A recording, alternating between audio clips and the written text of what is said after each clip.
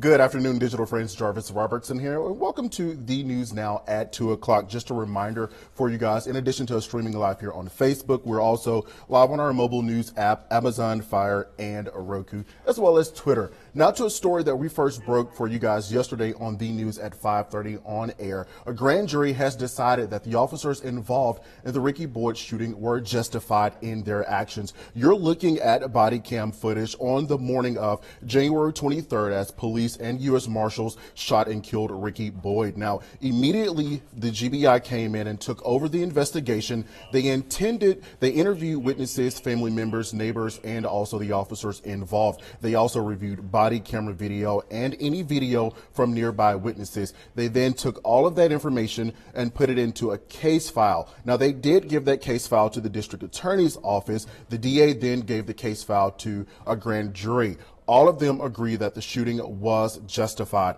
They say that's what officers needed to do to eliminate what was they perceived at the time a real threat. Now, 10 women and 9 men made up the grand jury. 9 of them were white, 9 of them were black, and 1 of them was a Hispanic person. The chief spoke this morning addressing what he called a campaign of, quote, misinformation from the family and their attorney. The Boyd family has said from the beginning that Ricky did not have a gun and he did not shoot at the officers. Now that we've seen the video, you can see that it clearly shows him coming out, raising his hands with what appears to be a gun and motioning towards officers. The chief today addressing that the grand jury's findings as it relates to the accusations from the family and attorney. Take a listen. Between the tragic events of January 23rd and today's decision, the public has been subjected to a one-sided, calculated campaign of misinformation. The evidence and independent witness statements, which has been presented to the grand jury and the media, undercuts and disproves those allegations. Now, the chief goes on to say they plan to release all of their evidence tomorrow. He also says the department will cooperate completely with the Department of Justice review of this case. Now, we have a team of reporters covering all the angles that you need to know. You can expect that starting on the news at 5 o'clock today.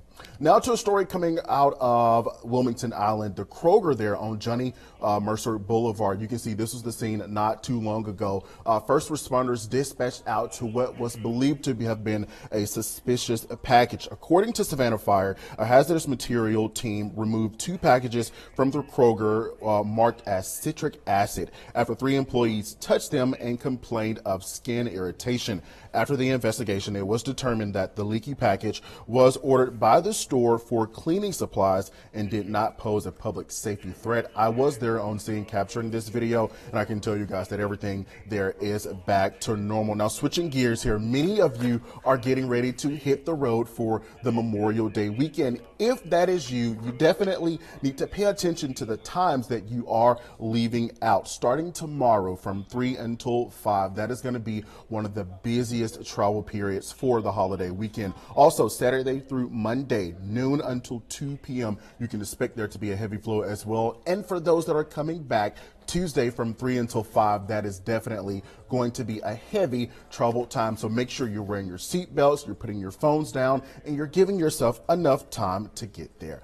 Now, I'm pretty sure some of you guys have heard the rumbling of the thunder that is going on outside. We are expecting some rain, and as this Memorial Day gets underway or we get closer to it, Chief Meteorologist, or I should say Morning Meteorologist, Cutter Martin explains how it could be or how it could dampen your weekend plans.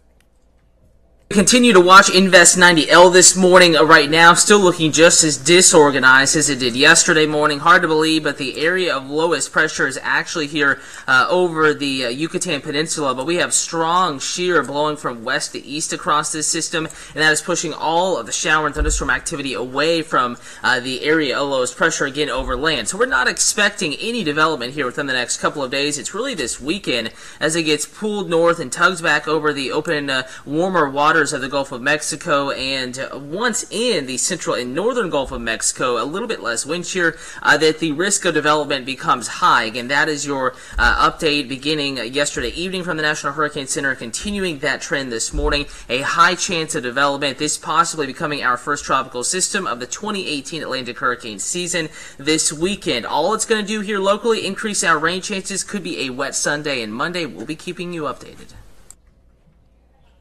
Alrighty, guys, time now 2:09 this afternoon. I hope that you guys are having an amazing day. We had upwards of 50 people watching, going through some of your comments, seeing that you guys are giving me the waving emoji. So I hope that everything is well with you. We will be right back here for you guys at 3 o'clock with another update. I hope that you all have an amazing afternoon.